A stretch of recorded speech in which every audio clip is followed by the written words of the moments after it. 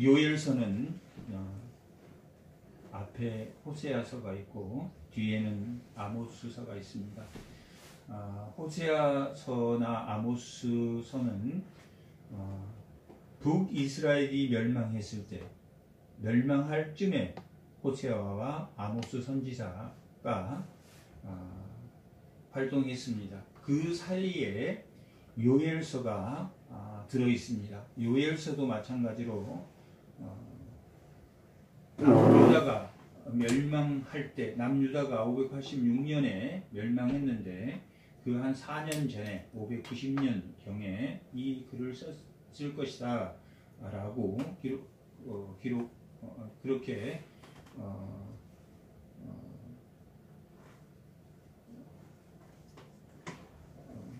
그렇게 추측하는데, 요엘서는 기록 연대가 학설이 여러 가지 학설이 있지만 그게 가장 타당하다라고 보여집니다. 원래 이 사본은 70인역 그 성경에 보면은 호세아, 아모스, 미가 다음에 요엘서가 되어 있는데, 이 정경에는 호세아와 아모스 사이의 두분으로 인해서 유다가 멸망한 그 원인들이 호세아서나 아모스에 기록되어 있기 때문에 요엘서는 그 멸망한 이유에 대한 설명은 없지만 그 멸망한 심판과 또한 그 심판에 대한 여호와의 날이 기록되어 있고, 많은 선지서들이 여호와의 날 하면 심판의 날로 기록되어 있지만 이 요엘서는 심판과 구원의 여호와의 날이 기록되어 있습니다. 2장 1절과 11절 또한 1장 15절에 나와 있는 여호와의 날은 심판의 여호와의 날입니다. 그리고 2장 31절과 3장 14절에 나와 있는 여호와의 날은 구원의 여호와의 날입니다. 멸망의 원인은 멸망의 이유는 기록하고 있지 않지만 여호와의 날, 구원의 날과 심판의 날이 기록함으로 인해서 앞에 호세아서나 뒤에 아모스서에 왜 북이스라엘이 멸망했는가 하는 그 이유가 남유다에 타당하게 나와 있고, 호세아서는 언약으로 그들을 다시 세울 것이라 라고 기록하고 있다면, 이 요엘서는 심판의 날, 내가 하나님이 부어주은 영으로 인해서 너희를 다시 세울 것이다, 성령으로 다시 세울 것이다 하는 기록이 이 요엘서의 중심 기록이라고 할 수 있습니다. 오늘 본문의 제목이 여호와의 날인데 1장 15절, 2장 1절, 2장 11절, 2장 31절, 3장 14절 3장으로 되어 있는데 각 장마다 여호와의 날이라고 기록되어 있으며, 여호와의 날이 구원의 날이기도 하고 여호와의 날이 심판의 날이기도 하다라고 기록하고 있습니다. 그리고 이 여호와의 날이 올 것인데 그것은 심판의 날이며, 오늘 본문이 다루고 있는 것은 심판의 날을 다루고 있습니다. 2장 31절, 2장 31절에 보면 나오는 여호와의 날, 크고 놀라운 그 여호와의 날은 여호와의 이름을 부르는 자는 구원을 얻을 것이며 라고 기록하고 있는데, 여호와의 크고 두려운 날, 여호와의 날은 그 여호와를 두려워하는 자는, 회개하는 자는 구원을 받을 것이다 라고 기록하므로 2장 31절과 3장 14절은 구원의 여호와의 날을 기록하고 있다라고 보여집니다.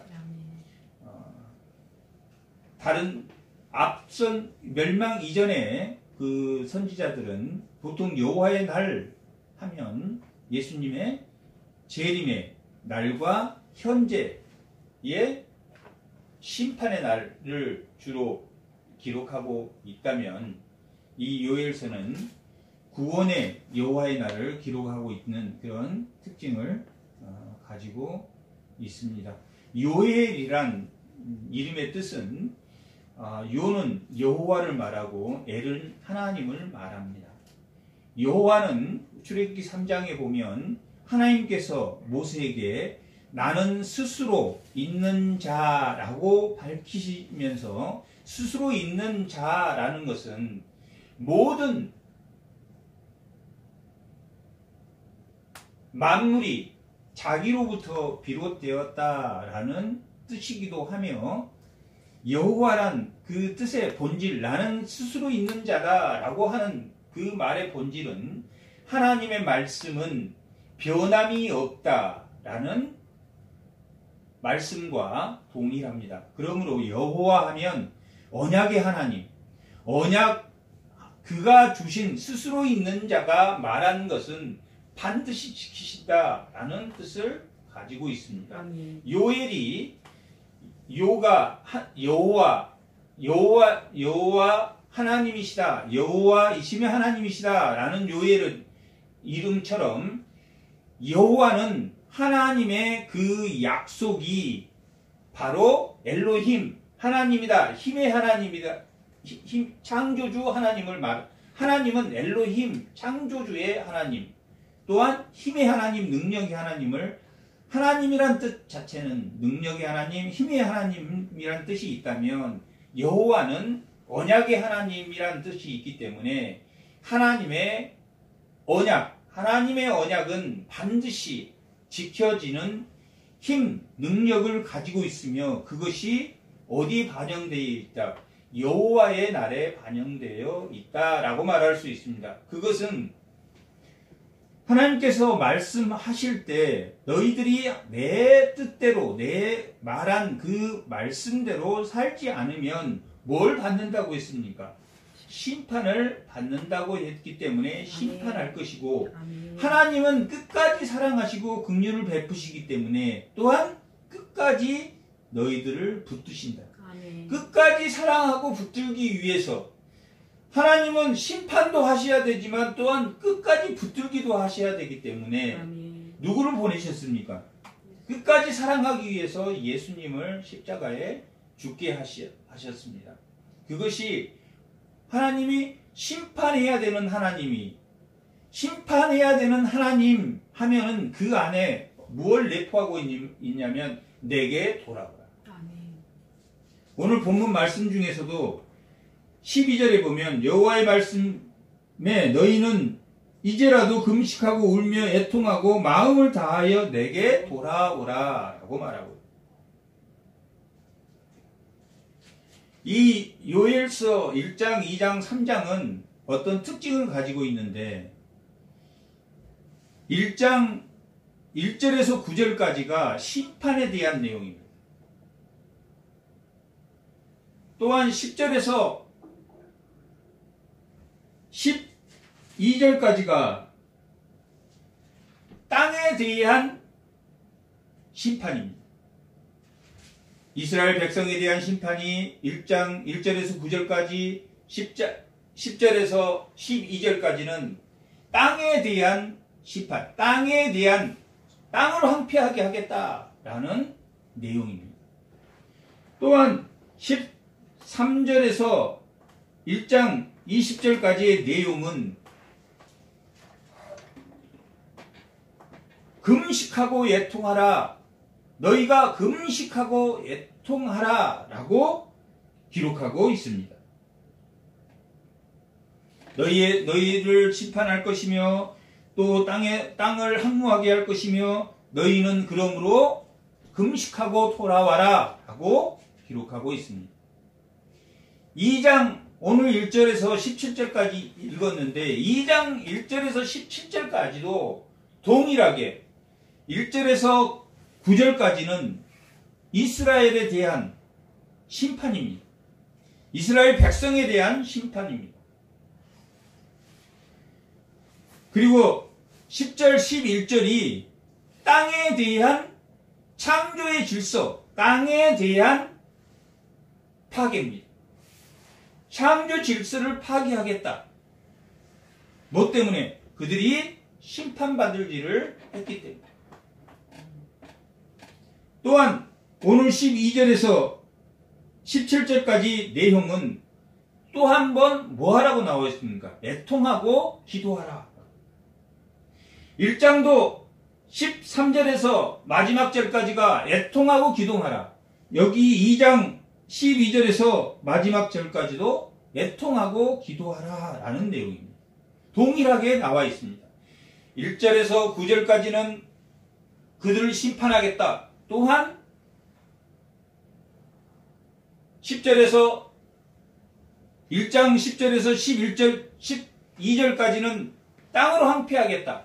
또한 2장 10절에서 11절 1절까지는 그 땅의 창조의 질서를 황폐하게 만들겠다라고 말하며 1장 13절에서 마지막 절까지 기도하고 애통하라. 성전에 가서 기도하고 애통하라 라고 말하며 회개할 것을 말하고 있다면 12절에서 2장 12절에서 마지막 17절까지 2장 17절까지의 내용도 1장 13절에서 마지막 절까지 내용처럼 애통하고 기도하라. 하나님께 돌아오라 라고 기록하고 있습니다. 반면에 1장과 2장의 차이가 있다면 1장은 마지막 13절부터 마지막 절까지 애통하고 하나님께 성전에서 다시 기도할 수 있도록 너희가 돌아와야 된다라고 말하고 있지만 심판할 때부터 점진적으로 1장 1절에서 11절까지 점진적으로 그들에게 직접적으로 울어라 라고 기록하고 있습니다. 1장 2절에 보면 늙은 자들아 너희는 이것을 들을지어다 라고 기록하고 있습니다. 또한 땅의 모든 주민들아 너희는 귀 기울지어다 라고 말하고 있습니다. 여기서 늙은 자는 어떤 사람입니까? 경험이 많은 자들. 경험이 많아서 웬만한 건 다 아는 사람, 경험해본 사람들을 늙은 자라고 말합니다. 그리고 모든 땅의 주민들아 이렇게 말하고 있습니다. 귀를 기울여라, 들어라. 뭘 들으라고 하냐면 이제 이런 일은 아무리 늙은 자가 경험이 많고 많았어도 이런 일은 처음 볼 것이다.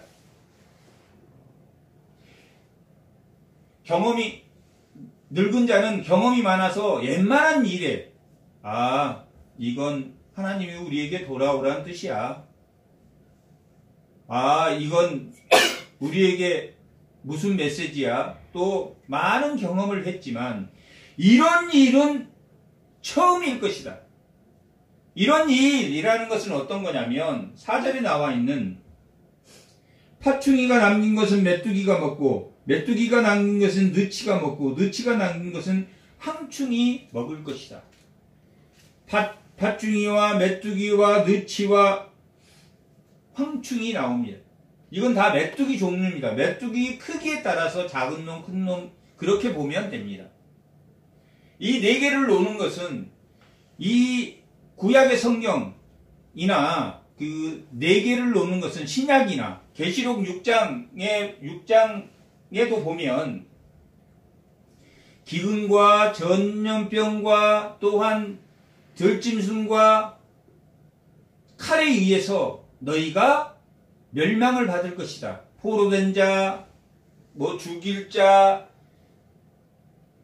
그렇게 네 가지로 죽어야 되는, 우리가 뭔가 심판을 할 때 네 천사를 보내서 너희를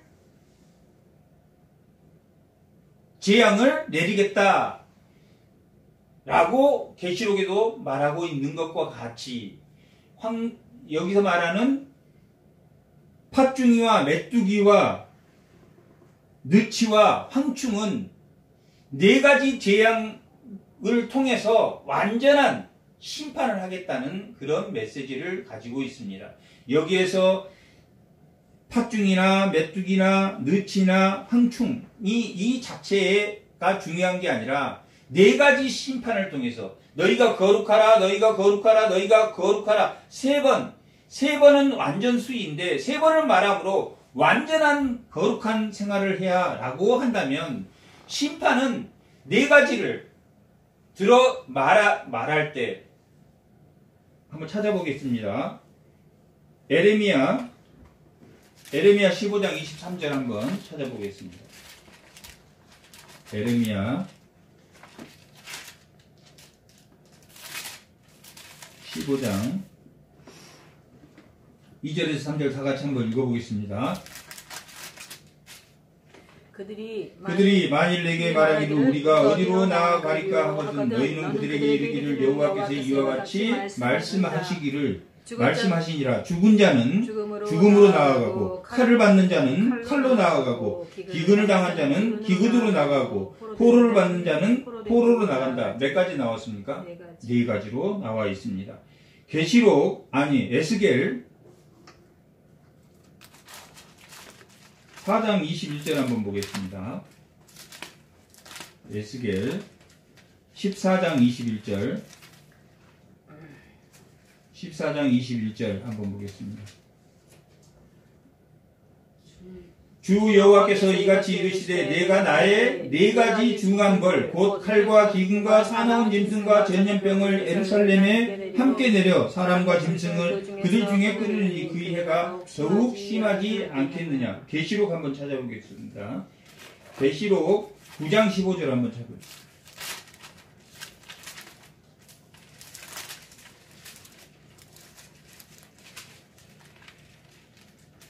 9장 15절 다 같이 한번 읽어보겠습니다. 내 천사가 노이니 그들은 그 연올시에 이르러 사람의 3분의 1이 죽이기로 준비된 자이다. 내 천사가 사람의 3분의 1을 죽이기로 된 자다라고 이렇게 재앙을 내릴 때 네 가지를 들어서 말하는데 여기에 뜻은 팥충이와 메뚜기가 먹고 메뚜기를 먹고 메뚜기는 남는 것을 느치가 먹고 느치는 남은 것이 황충이 먹는 자라고 말하고 있는데 원래 그 팥충이의 뜻은 베는 자, 메뚜기는 많은 걸, 또한 느치는 핥는 자, 황충은 삼키는 자라는 뜻이 있어서 메뚜기의 작은 것이 먹고 그 작은 것이 못 먹고 좀 큰 것은 또 위에 메뚜기가 먹고 그 메뚜기가 못 먹는 것은 또 느치가 또 먹고 그러니까 메뚜기의 크기가 점점 커져서 모든 곡식을 다 먹어버린다라는 의미를 가지고 있습니다. 이게 중요한 게 아니라 이런 일을 뭐 한다는 이야기입니까? 당할 것이다. 늙은이도 경험하지 못하고 모든 사람이 경험하지 못한 이런 일을 너희가 당하게 될 것이다 라고 말하고 있습니다. 그래서 울어라, 너희들이 울어라 라고 말하고 있는데 5절에 보면 취하는 자들아 너희는 깨어서 울고 포도를 마시는 자들아 너희도 울지어다. 지금 취하고 포도주를 마신 자가 어떤 자들입니까? 열방을 의지하고 성전에서 부패한 제사를 드리고 그런 자들을 말하고 있습니다. 술 취한 자들과 또한 포도주를 마시는 자는 울어라 라고 기록하고 있습니다. 이런 일을 당할 것이니 너희가 울어라.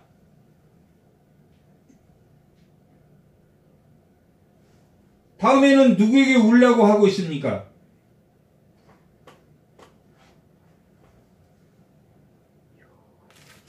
9절에 보면 9절 한번 읽어보겠습니다. 1장 9절 다 같이 읽어보겠습니다. 소재와 전제가 여호와의 성전에서 끊어지고 여호와께 수종드는 자 드는 제사장은 슬퍼하고 술 취한 자나 포도주를 마시고 흥청망청 자기 멋대로 자기 소견에 오른 대로 살았던 자들아 울어라. 왜 울어야 됩니까? 그들이 술 취할 수 없고 그들이 먹을 것이 없어진 메뚜기와 느치와 황충, 팥중이가 다 먹어버렸기 때문에 아무것도 먹을 게 없게 돼서 술 취한 자들도 굶어야 되고 허랑방탕하게 살았던 그들이 다 주엽 열매를 먹고 허랑방탕하게 살았던 그들이 다 울어야 된다라고 기록하고 있습니다. 제사장만 울어야 되는 게 아니라 농부들도 울어라. 11절에 보면 농부들아 너희는 부끄러워할지어다 라고 기록하고, 제사장은 하나님께 제사 드릴 것이 없어서 울어야 되고, 농부들은 뭐 할 게 없어서 부끄러워집니다. 하나님께 드릴 게 없다. 있을 때 허랑방탕하게 먹고 살았기 때문에 주엽 열매밖에 먹을 수 없는 그들이 하나님 앞에 울어야 될 것이다 라고 기록하고 있습니다. 농부들이 이는 밀과 보리 때문이라 밭에 소산이 없습니다. 농부들은 밭에 소산이 없으므로 울어야 돼. 이 밀과 보리는 언제 추수를 하고 맥추절에 하나님께 드리는 제사를 드릴 수 없음을 말하고 있습니다. 12절 포도가 시들고 무화과 나무가 마르면 석류와 대추와 사과와 밭의 모든 나무가 다 시들었다. 이건 10월 달에 드리는 추수감사절 때 드리는, 수장절에 드리는, 초막절에 드리는, 그때 드리는, 우리는 오순절과 신약 때는 추수감사절로 우리가 드리는데, 이것은 수장절 때, 또한 맥추절 때 그들이 생산할 게 없어서 다 하나님께 드릴 게 없어서 너희가 부끄러움을 당할 것이다. 그러니 울어라 라고 말하고 있습니다. 가장 큰 전체, 늙은이와 모든 백성이 이런 일은 너희가 처음 당할 것이다. 메뚜기가 와서 모든 것을 먹어버림으로 인해서 너희들은 술 취하고 그동안 방탕하게 살았던 너희들이 울고 먹을 것이 없어 울 것이며, 또한 제사장들은 하나님께 드렸던 소제와 전제, 소제는 곡식으로 드리는 것이고 전제는 소제와 함께 포도주를 따라서 하나님 앞에 드리는 상번제입니다. 출애굽기 29장에 나와 있는데 출애굽기 29장 한번 잠깐 보고 가겠습니다. 출애굽기 29장 38절에서 42절까지 한번 읽어보겠습니다.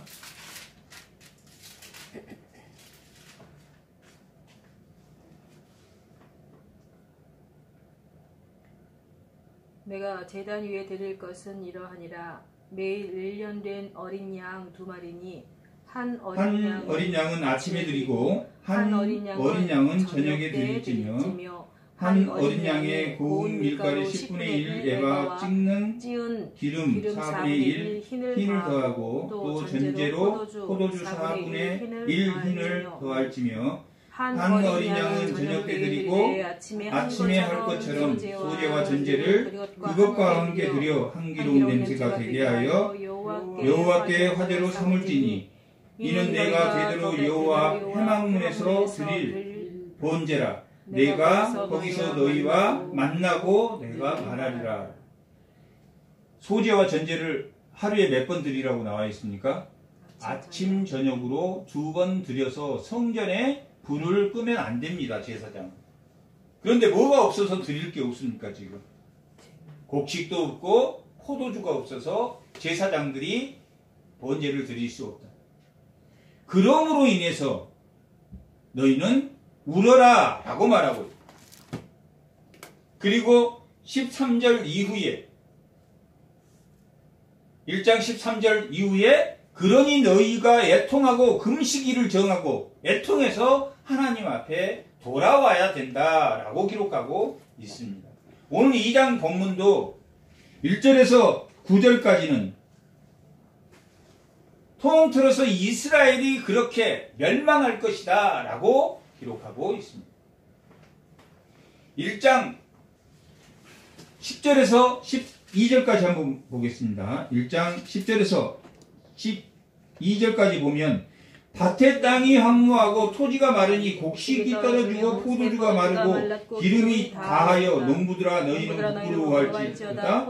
포도원을 가꾸는 자들아 고갈지어다. 밀과 보리 때문이라. 밭의 소산이 없어지며 포도나무가 시들어 무화과 나무가 마르며 석류나무와 대추나무와 사과나무와 밭의 모든 나무가 다 시드니 그러므로 사람이 즐거움이 말랐도다. 땅의 황폐로 그들이 울어야 되고 애통해야 돼야 할 것이 나와 있다면 오늘 2장 1절에서 9절까지의 내용이 이와 같은 내용입니다. 1절에 보면 시온에서 나팔을 불며 나의 거룩한 산에서 경고의 소리를 질러 이 땅 주민들도 다 떨게 할지니 나팔을 불 때는 시온에서 나팔을 불 때는 언제입니까? 이스라엘 백성이 전진할 때나 이스라엘 백성이 후퇴할 때나 이스라엘 백성이 공격할 때나 이스라엘 백성이 퇴진할 때 그때 나팔을 붑니다. 그러면 이 나팔은 지금 뭘 말하는 나팔입니까? 심판의 경고를 하겠다라고 경고의 소리를 지른다. 심판의 나팔을 불겠다라고 말하고 있습니다. 그것은 그들이 술 취하고 또한 교만하고 그들이 이방을 의존하고 이 아모스나 호세아서에 나와 있는 멸망의 이유가 나와 있습니다. 그들은 부패한 제사를 드렸고 성전에 부패한 제사를 지냈으며 우상을 섬겼고 또한 그들이 이방 열방을 의지했기 때문에 그들이 멸망할 것이다. 하지만 이 멸망은 이러한 일은 처음 이미 이때는 언제입니까? 북이스라엘이 멸망한 후입니다. 아모스서와 호세아서가 북이스라엘의 멸망을 721년에 멸망했던 그 멸망을 예고하고 있다면 이 요엘서는 586년 남유다가 멸망하는 예루살렘이 멸망하는 그때 기록하고 있는 말씀입니다.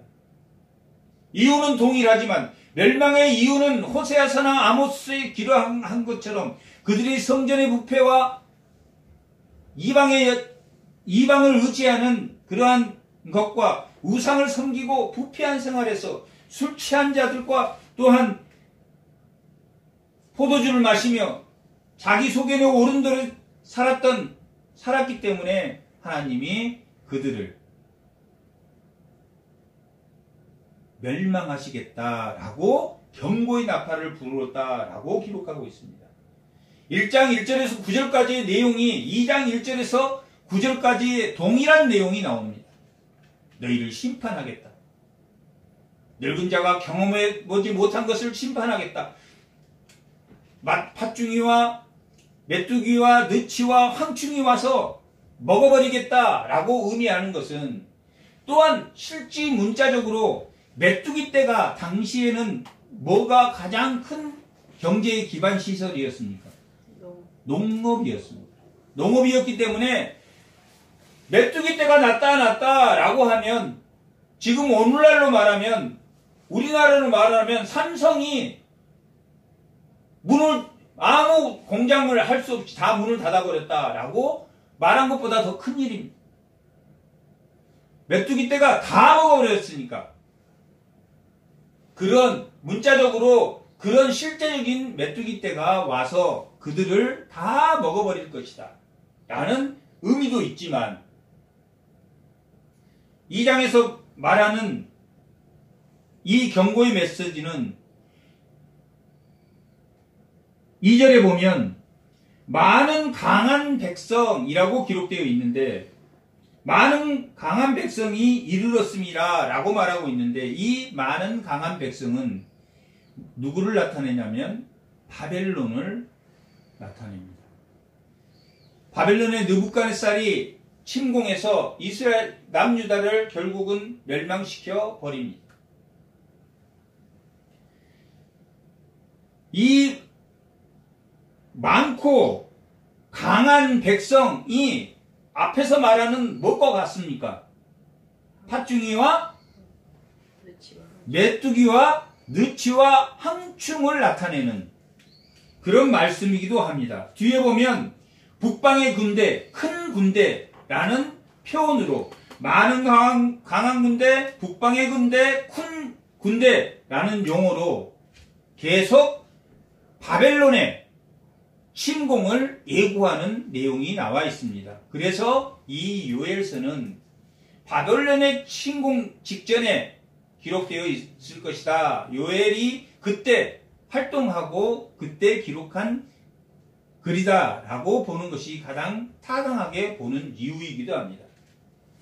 남유다는 팥중이와 메뚜기와 느치와 황충의 때가 나타나서 모든 농업의 밭의 모든 소산을 다 먹어버림으로 인해서 포도주를 즐기는 자, 술 취한 자들이 먹을 것이 없어서 하나님 앞에 기어 나와야 될, 기어 나와 엎드려 예통하며 울어야 되는, 그리고 농부들도 자기 소견에 오른 대로 우상을 섬기며 살았기 때문에 하나님 앞에 나와야 되고, 제사장들도 상한 제사를 드렸기 때문에 상한 심령으로 하나님 앞에 나아가야 되는데, 하나님 앞에 부족한 마음으로, 죄인된 마음으로 하나님 앞에 제가 오늘 또 부족한, 하나님 앞에 온전히 하나님을 섬기지 못한 그런 마음으로 나가서 떨림과 두려움으로 하나님 앞에 나아가 제사를 드려야 될 건데, 자기 잘 먹고 잘 사는 사람처럼,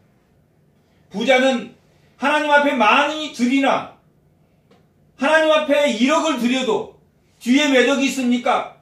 1조가 있단 말이에요. 1조가. 하나님 앞에 많이 드렸지만 1조가 있어서 그 사람은 먹고 사는데 지장이 없어요. 하지만 가난한 자는 그냥 오늘 한 끼 먹을 것을 성전에 내고 오늘 당장 굶어야 하는 그런 형편에 있었는데,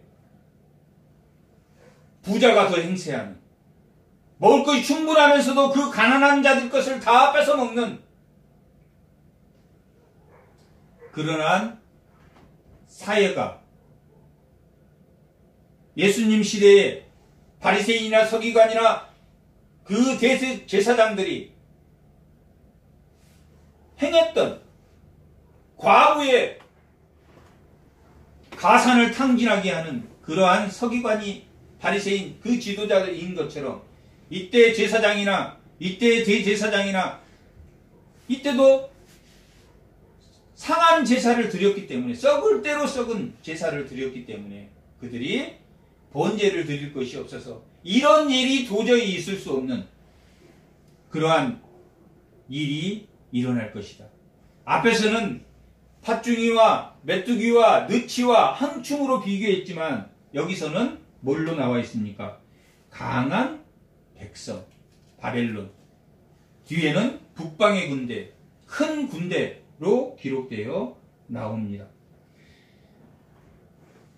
곧 여호와의 날이 이르게 됨이라. 2장 1절에 여호와의 날, 오늘 말씀의 제목인 것처럼 여호와의 날. 2장 11절에도 여호와의 날이 크고 심히 두렵도다. 심판의 여호와의 날을 말하고 있습니다.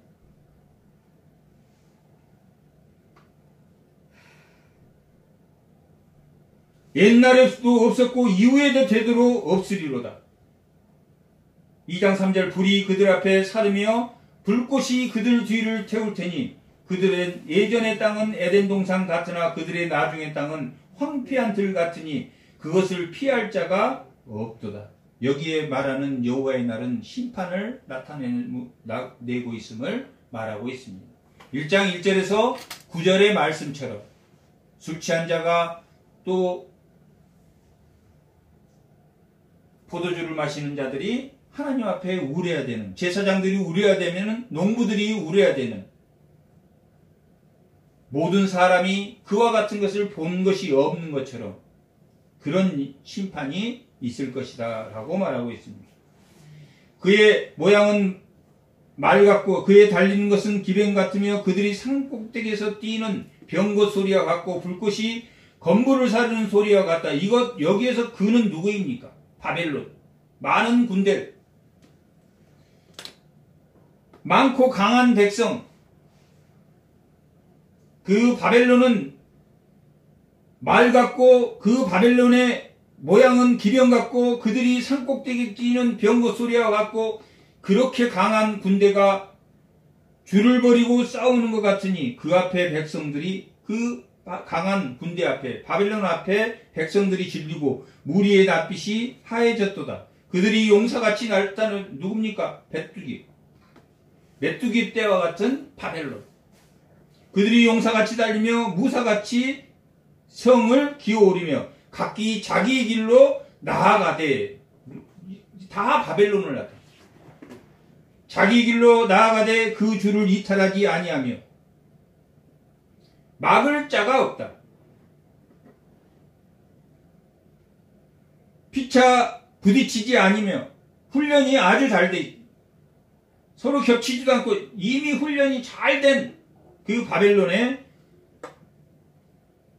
병사들이 올 것이며 여기서 가지고 있는 무기는 아무것도 아닙니다. 그 무기를 돌파하고 나아가니 상하지 아니하며 성층에 뛰어들어가며 성 위에 달리며 집에 기어오르며 도둑같이 창으로 들어가니 그 앞에 바벨론 앞에 땅이 진동하고 하늘이 떨며 해와 달이 캄캄하며 별들이 빛을 거두도다. 이 창조의 질서가 허물어질 것이다. 여기서 10절에서 12절은 밀과 곡식을 거두지 못하며 포도나무와 무화과나무와 석류나무와 사과나무 그 나무들이 다 메말라 버려서 맥추절과 수장절을 지키지 못할 만큼 농부들이 먹을 게 없으니 너희들이 우려야 된다라고 말하고 있다면 여기서는 북방의 군대가 쳐들어옴으로 인해서 창조의 질서가 어긋나. 중국이란 말이 무슨 뜻입니까? 가운데 중자. 중국이 세상에 뭐라는 이야기입니까? 중심이라는 뜻입니다. 지금 여기서 말하고 있는 땅이 진동하고 있고 해와 달이 캄캄하며 별의 빛을 거두다 라는 것은 중심인 나라인 에루살렘이 중심인 나라인 유다가 세상의 중심은 어느 나라입니까? 에루살렘. 중국이 중심이 아닙니다. 그들이 자기가 중심이라고 중국이라고 지었지만 실제 세상의 중심은 에루살렘입니다. 유럽과 동아시아가 만나는 세상의 중심인 지역입니다. 그곳이. 왜 세상의 중심이냐 하면 골고다에서 예수님이 십자가에 죽으셨기 때문에 그 죽으신 십자가가 중심이기 때문입니다. 아멘. 창조의 질서가 어긋났다라고 말하는 것은 그 중심이 무너졌다. 거기에 지금 우리나라에서 천둥치고 비 내리고 쿵쿵거리는 게 아니라 그 예루살렘이 무너질 것이다 라는 지금 의미를 가지고 있어요. 그 앞에 땅이 진동하며 하늘이 떨며 해와 달이 캄캄하며 별이 빛을 거두도다. 세상의 중심. 세상의 중심이 멸망에 버릴 것이다. 그래서 남유다가 멸망하고 586년에 멸망하고 예수님이 오기까지 400년 동안을 뭐라고 우리가 말합니까? 어둠의 시대라고 말합니다. 빛이 없는 시대라고 말합니다. 창조의 질서가 깨져버렸기 때문에 예수님이 이 땅에 오기 전까지 400년을 어둠의 시대라고 하는 것이 오늘 본문의 말씀입니다. 땅이 진동하고 하늘이 떨며 해와 달이 캄캄하며 별들이 빛을 거두도다. 하늘에 별도 있고 하늘에 달도 있고 다 있습니다. 그렇지만 예루살렘이 멸망하는 것은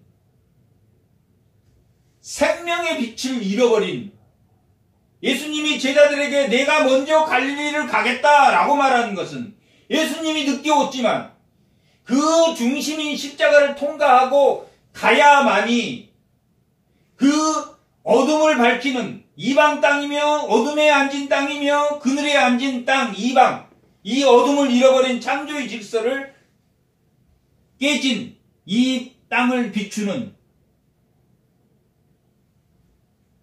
참된 생명의 빛이기 때문에 비록 하늘에 별이 있고 하늘에 달이 있고 하늘에 그 빛이 있지만 생명의 빛인 예수님이 오기 전까지 예루살렘이 약한 불빛이었다면 그 예루살렘이 멸망한 400년 동안을 어둠의 시대라고 우리가 부르고, 또 예수님이 온 시대 이후를 우리가 기원전, 예수님이 온 후 이렇게 AD, BC로 나눈 것처럼, 기원전과 기원후로 나눈 것처럼 빛의 시대 400년 동안 어둠이 올 것이다 라는 것을 경고하는, 창조의 질서가 무너진, 세상의 중심이 무너진, 세상의 십자가의 예루살렘의 중심이 무너진, 그렇기 때문에 땅이 진동하고 하늘이 떨며 해와 달이 캄캄하며 별들이 빛을 거두도다. 400년 동안 진리가 묻히는 시대가 될 것이다. 실제 하늘에 별이 뜨고 하늘에 해가 뜨고 하늘에 달이 뜨지만 갈릴리를, 십자가를 통과하지 않는 제자들이 갈릴리를 먼저 갔지만 생업에 종사한 것처럼, 그리고 예수님 십자가를 통과한 그 어둠의 땅에 온 예수님을 바라보고 그들이 십자가의 사랑을 깨닫고 그 어둠의 땅에 빛의 자녀로서 그 생명을 가지고 어둠을 밝히는 사람이 된 것처럼, 이 10절은 그 이스라엘이 땅이 진동하고 하늘이 떨며 해와 달이 캄캄하며 별이 빛을 이루었다라는 것은 진리의 빛, 생명의 빛을 잃어버렸다라고 말할 수 있습니다. 11절, 여호와께서 그의 군대 앞에서 소리를 지르시고 그의 진영은 심히 크고 그의 명령을 행하는 자는 강하니 여호와의 날이 크고 심히 두렵도다. 당할 자가 누구랴. 바벨론의 백성, 바벨론의 군대가 여호와께서 그의 군대 앞에서 소리를 지르고 그의 진영은 심히 크고 그 명령을 행하는 자는 강하니, 하나님께서 하셨다. 하나님께서, 여호와께서 그 군대를 지휘하셨다. 여호와께서 군대 앞에서 소리를 지르셨다라고 말하고 있는 것은 바벨론을 하나님이 뭘로 사용하셨다? 지팡이로 사용하셨다.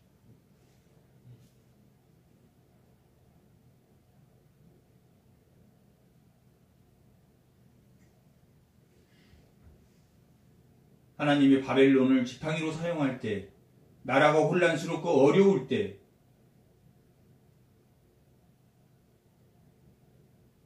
그 혼란의 중심에 나가서 싸워야 됩니까? 아니면 성전에서 애통하며 기도하라고 나와 있습니까?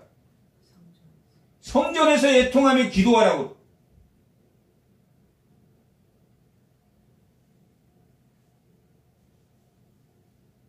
말세 지말의 현장을 우리가 살고 있습니다. 목사가, 지금으로 말하면 이 제사장이 애통하며 울며 성전에서 하나님께 기도, 이 바벨론은 하나님이 명령한 명령에 수용하고 있는 자들입니다. 나라가 혼란스러운 것은 앞으로는 점점 더 혼란스러운, 지금보다 혼란스럽지 않을 때가 없을 것입니다. 인재앙은 4분의 1이 영향을 받고, 나팔재앙은 3분의 1이, 모든 것이 3분의 1이 영향을 받고, 대접재앙은 모든 것이 영향을 받습니다. 점점 재앙은 심해질 겁니다. 그 재앙을 누가 내리셨습니까? 하나님이 내리셨다. 이미 신정정치는 중세에 끝났습니다. 기독교가 나라를 다스렸습니다. 중세 때. 많은 사람을 죽였습니다. 하나님의 뜻으로 많은 사람을 죽였고, 하나님의 뜻으로 십자군 전쟁이 일어나서 많은 사람을 도륙하고 죽였습니다. 그래서 우리는 중세를 어둠의 시대라고 말합니다. 교회와 정치는 분리되어 있습니다.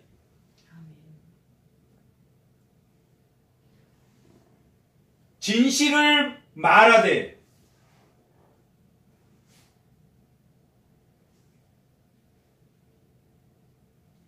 하나님이 바벨론을 통해서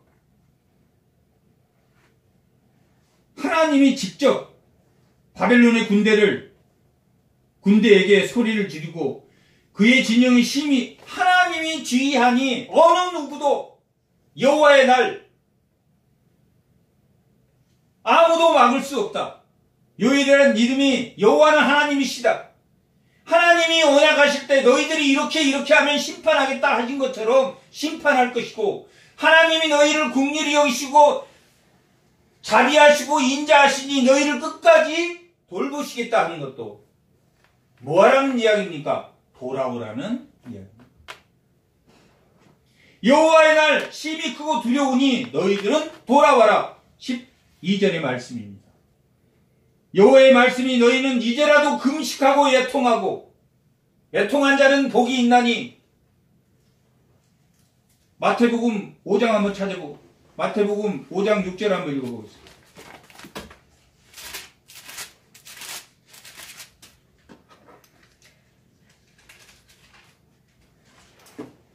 (4절) 한번 읽어보겠습니다.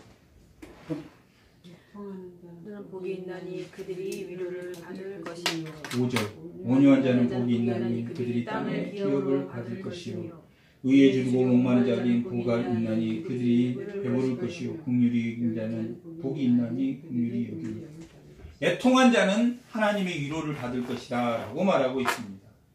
그러면서 하나님께서 뭐라고 말합니까? 내게 돌아오라. 바벨론은 누가 풀었다? 하나님이 풀었다. 황충과 메뚜기는 누가 풀었다? 하나님이 풀었다. 뭐 했기 때문에? 성전에서 부패한 제사를 지내고 자기들이 뭔가 현실에서 뭔가 이루려고 자기 소견에 오른돌이 했단 말이에요. 하나님이 너희 뭐라고 나와 있습니까? 2절 한번 읽어보겠습니다. 1장 2절 한번 읽어보겠습니다. 유다는 다말에게 했어. 아니 2절 한번. 아브라함이 이삭을 낳고 요엘서 1장 2절 다 같이 한번 읽어보겠습니다. 늙은이들아 너희는 이것을 들을지어다. 땅의 모든 주민들아 너희는 귀를 기울일지어다. 너희의 날에나 조상들의 날에 이런 일이 있었느냐? 너희는 이 일을 너희 자녀에게 말하고 너희 자녀는 자기 자녀에게 말하고 그 자녀는 후세에 말하라. 가르치라고. 하나님의 요엘, 하나님, 여호와는 언약의 하나님은 하나님이시다. 하나님의 약속은 반드시 지켜줄 거니까 뭐 해라? 하나님의 말씀을 순종하며 잘못했으면 뭐 해라? 돌아오라라는 것을 누구에게 가르치라고 말하고 있습니까? 모든 사람에게, 늙은이에게, 하물며 경험이 많은 늙은이나 모든 사람에게 너희 자녀에게 그 자녀가 자녀에게 그 자녀가 자녀에게 가르치라라고 기록하고 있습니다. 우리가 교회에 나오면 이제 우리가 하나님의 은혜를 받으면 뭐 하는 사람으로 하나님이 세우십니까? 가르치는 사람으로 세웠습니다. 가르칩니다, 우리는. 야, 너희들 교회 나가야 된다. 수없이 말합니다. 얼마나 많이 했겠습니까? 이런 일이라는 것은 예언입니다. 이런 일이라는 것은 계시를 말합니다. 2장 28절 한번 읽어보겠습니다. 28절 다 같이 시작. 그 후에 내가 내 영을 만일에게 부어주리니 너희 자녀들이 장래의 일을 말할 것이다. 너희 자녀들이 뭘 말한다고 나와 있습니까? 장래의 일은 뭡니까? 계시와 예언입니다. 계시와 예언은 이미 어디에 들어있습니까? 성경 안에 다 있단 말. 장래의 일이라는 것은 성경을 말하는 거예요. 하나님을 믿으면, 예수님을 믿으면 구원받을 것이다. 예언입니까? 예언 아닙니까? 그것이 예언이랍니다. 너희가 예언할 것이다. 하나님의 성경 말씀을 다른 사람에게 말하는 것이 예언입니다. 예언이 성경에 나와 있지 않는 것을 예언하면 뭡니까? 그것을 우리가 뭐라고 말합니까? 이단이라고 말합니다. 성경의 말씀을 우리가 예언한단 말이에요.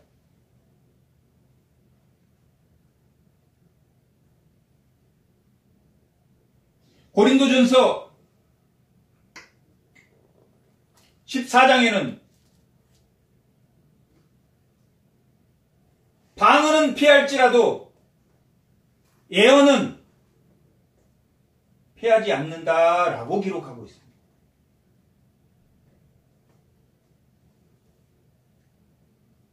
하나님의 말씀은 피할 수가 없습니다.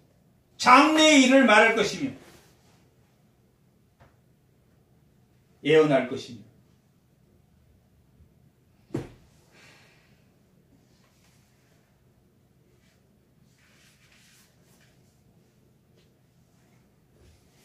내게로 돌아와라.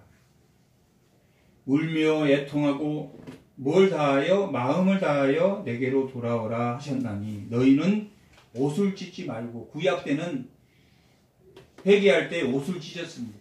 숯불에 앉아서 옷을 찢고 애통해 했습니다. 옷을 찢지 말고 뭘 찢으라고 나와 있습니까? 마음을 찢고, 그 위에 마음을 다하여. 옷을 찢지 말고 마음을 찢고.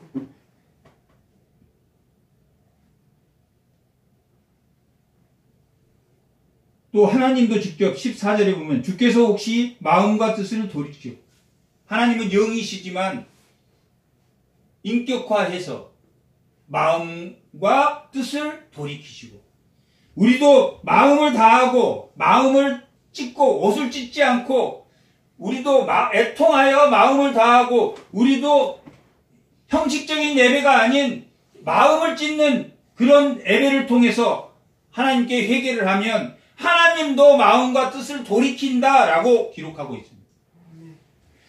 하나님도 마음과 뜻을 돌이켜서 그 뒤에 뭘 내리신다고 했습니까? 복을 내리신다. 복의 근원이 누구이십니까? 하나님이십니다. 세상의 복은, 그 복은 하나님의 복과 완전히 다른 것입니다. 하나님의 복은 뭡니까? 오늘 마음을 다하고 내 마음을 찢고 하나님께 돌이키는 것이 복의 근원입니다. 하나님께 돌이키는 평강과 그 은혜, 그것이 복입니다. 물질이 복이 아닙니다. 지금 이 이스라엘의 멸망이 뭐 때문에 멸망됐습니까? 물질 때문에 멸망이 됐습니다.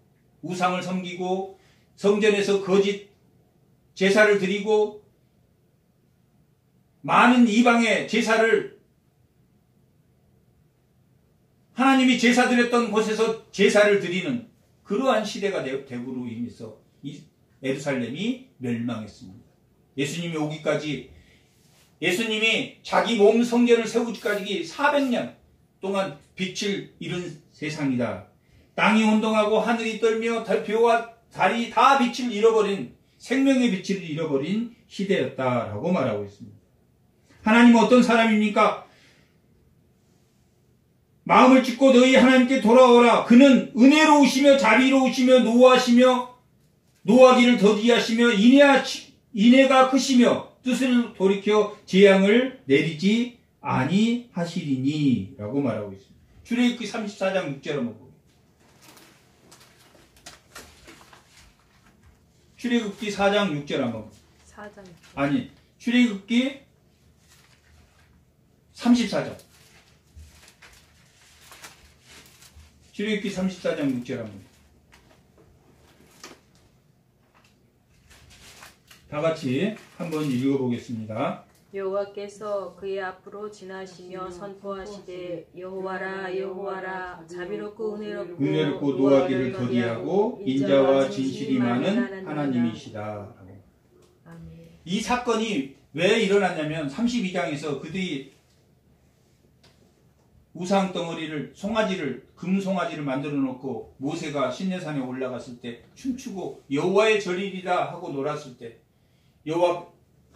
모세가 딱 내려와서 그 송아지를 다 부수고 또 3,000명을, 우상을 섬긴 그 3,000명을 쳐 죽였다라고 기록하고 있는데, 하나님께서 34장에 나 너희들과 함께 못 가. 나는 이제 너희와 함께 안 할 것이다 라고 말했을 때 모세가, 하나님, 그러면 차라리 저를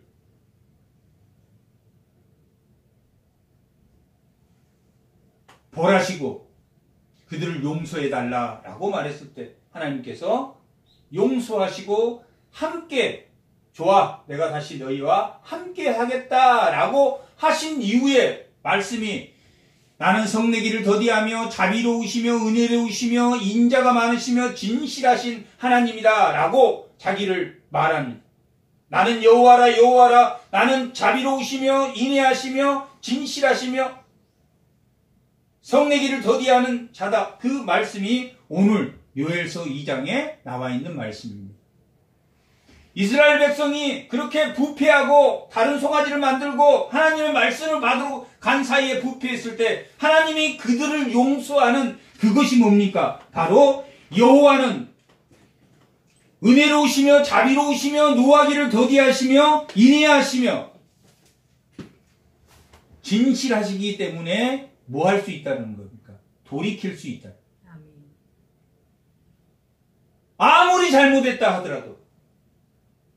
아무리 잘못했다 하더라도 그 십자가의 사랑으로 너희를 찾아왔을 때 너희가 뭐만 하면 회개만 하면 내게로 돌아오기만 하면 그것도 우리가 하나님 찾습니까? 하나님이 우리를 찾아왔을 때 우리가 찾아가는 것은 자기 소견에 오른 대로 그건 종교입니다. 종교. 자신의 의로 하나님을 찾아가는 것. 자신의 의로 하나님을 찾아가는 것은 아무 소용도 없습니다. 하나님이 찾아오셨다라는 것은 무슨 말을 의미하고 있습니까? 말씀으로 돌이키는 말씀을 바탕으로 돌이키는 회개를 말합니다. 자기 소견을 찾아가서 아무 생각도 없이 그냥 난 잘못했습니다 하는 것은 가룟 유다가 예수님을 신고하고 예수님이 잡혀간 후에 자살할 때 뭐 했다고 기록되어 있습니까? 후회하여 자살했다라고 기록합니다. 후회와 회개는 완전히 다른 것입니다. 하나님 앞에 죄를 고백하는 것과 회개하는 것은 완전히 다른 것입니다. 하나님 이렇게 죄졌습니다. 이거하고 하나님 회개하는 것은 죄를 짓지 않도록 하나님에게 돌아가겠습니다 하는 것이 회개입니다. 하나님 죄를 고백하는 것은 죄의 고백이고 후회하는 거고 죄를 고백하고 다시는 짓지 않겠습니다. 하나님의 뜻에 순종하겠습니다. 하나님 말씀으로 하나님의 말씀으로 걸러진 양심 세상에도 양심이 있습니다. 세상에도 도덕이 있습니다. 세상에도 도덕이 있고 세상에도 양심이 있습니다.